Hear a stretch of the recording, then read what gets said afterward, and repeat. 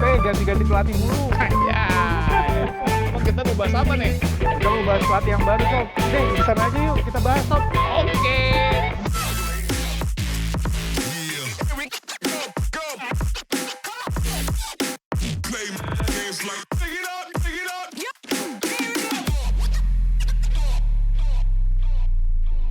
Nah, pelatih baru timnas si John Hartman nih CV-nya lumayan mentereng nih, Sob. Walaupun memang kita jarang denger namanya kan, John Hartman siapa sih? Tapi dia nih pelatih asal Inggris, sempat megang timnas Kanada yang cewek, sempat megang timnas Kanada yang cowok juga. Nah, buat timnas Kanada yang cewek tuh dia sempat bawa mereka menang Olimpiade perunggu back to back. Serius, Sob? Iya, Wah, bener. gila bukan kaleng-kaleng itu pelatih tuh. Nah, yang cowok juga nggak kalah keren. Dia bisa bawa Kanada lolos ke Piala Dunia pertama kali di Piala Dunia 2022, Sob.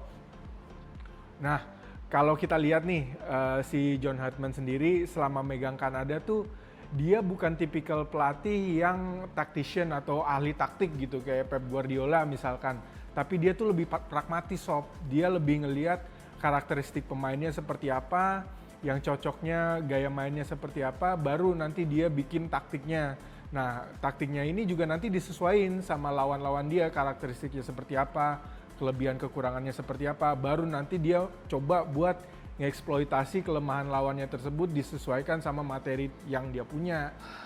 Lah, kalau kayak begitu gaya mainnya kayak mirip-mirip pelatih dulu ya. Si ST-nya ya, Sob ya? Agak mirip sih, cuma kalau STY itu kan mungkin lebih kaku tuh, lebih udah pasti mainnya pragmatis, defend terus counter.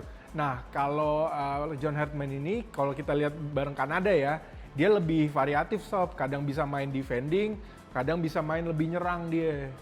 Berarti kan tergantung si lawannya ya, Sob ya? Iya. Kalau lawannya tipikalnya seperti kayak Jepang, berarti si John Hartman tuh menerapkan formasi parkir bus kali ya? Iya, lebih nunggu, lebih defend counter, lebih nyerap tekanan-tekanan dari tim-tim kayak Jepang yang mainnya main possession kan, Sob.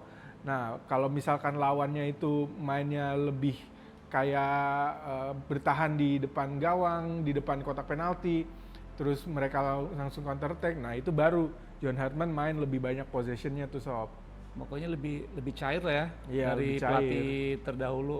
Tapi apa nggak capek apa nih? Federasi udah ganti pelatih. Percaya diri gak sih kalau timnas ini dipegang sama pelatih baru, Sob?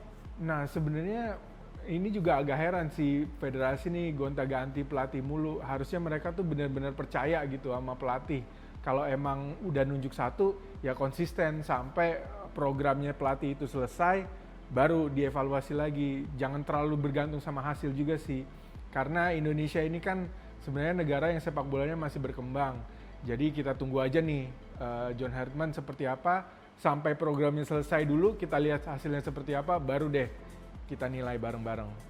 Nah, yang jadi pertanyaannya nih, Sob. Gimana tuh, Sob? Komposisi pemainnya tuh bagaimana tuh nanti ntar? Nah, Antara ini- pemain yang main di Liga sama yang main di Eropa, itu bagaimana nanti untuk menyatukan chemistry-nya?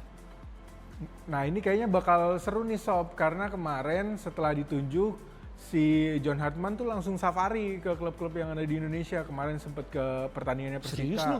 Safari deh, kemana aja tuh? Iya, ke Persita kemarin dia sempet datang ke pertandingannya. Terus ke Persija dia sempet datang ke latihannya juga. Nah, di latihannya Persija itu dia juga sempet ngobrol tuh sama pelatih kepalanya Persija, Mauricio Souza. Dia nanya-nanya lah karakteristik pemain-pemain timnas yang di Persija tuh seperti apa sih, latihannya kayak gimana sih di Persija. Nah, diharapkan nantinya koordinasi antara pelatih klub sama pelatih timnas tuh bisa berjalan. Jadi pemain-pemain nih standar latihannya timnas sama klub sama-sama nih, sama-sama bagus. Jadi ketika dia dipanggil timnas, nggak kagok lagi kayak yang dulu-dulu. Sob. Kayaknya gue pernah dejavu deh. Apa Kayaknya tuh, dulu Sob? pelatih yang sebelumnya, Patrick Kluivert juga kayaknya ngelakuin hal yang sama deh. Nah, itu kalau gue lihat dia banyak safari nih, banyak muter-muter ngelihat pertandingan-pertandingan. Tapi yang bikin beda adalah dia nggak dialog sama pelatih-pelatih klub itu, Sob. Jadi kayaknya komunikasinya kurang tuh. Lah berarti angin-angin dong.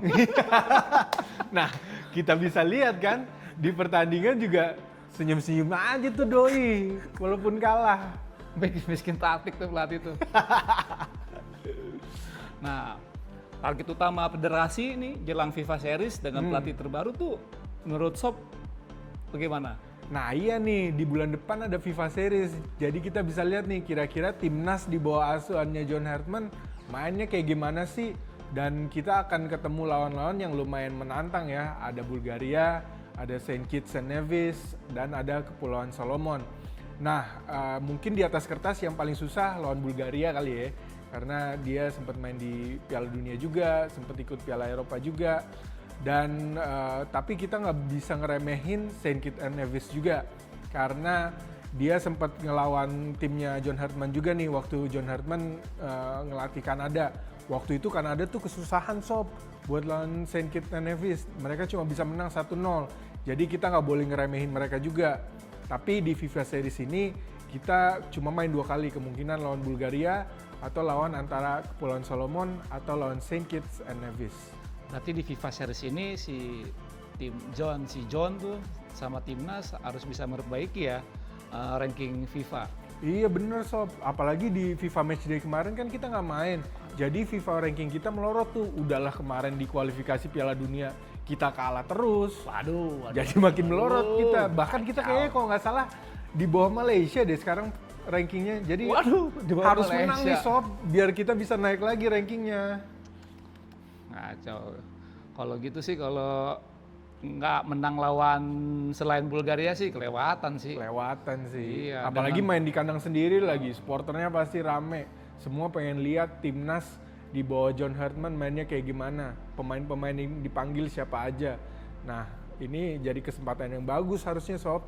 Kalau menurut lu Sob, pemain-pemain khususnya nih yang lokal nih yang pasti bakal dilirik selain Rizky Ridho siapa ya? Kalau menurut gua ada beberapa nama sih Sob yang bisa dipanggil sama John Hartman nanti. Yang pasti langganan kayak Ricky Kambuaya tuh harusnya dipanggil. Terus Beckham Putra di Persib lagi bagus juga. Beckham Putra sampai David Beckham Sob. Kayaknya ponakannya Sob, ponakan jauh banget. Tapi emang gua lihat-lihat akhir ini gua lihat Persib dia mainnya bagus tuh kemarin Iya, tuh. Nyetak kedinginan gol di- mulu dia Sob. Kedinginan mulu dia, mentang-mentang klubnya di papan atas. Iya. Selain 2 orang itu Beckham Putra dan Ricky Kambuaya, Nah, yang menarik kalau di Persija ada Axel Runtukahu nih Sob. Dia jadi striker andalan juga di Persija walaupun striker lokal. Terus ada juga Doni Tripamungkas yang sempat jadi andalan di U23. Kayaknya bisa dicoba nih Sob di timnas senior karena di Persija dia main reguler juga. Bahkan pemain asingnya Alan Cardoso tuh didepak gara-gara kalah saing sama Doni. sadis. Jadi penasaran nih gue. Iya, Pengen Sob. nonton timnas eranya John Hartman nih.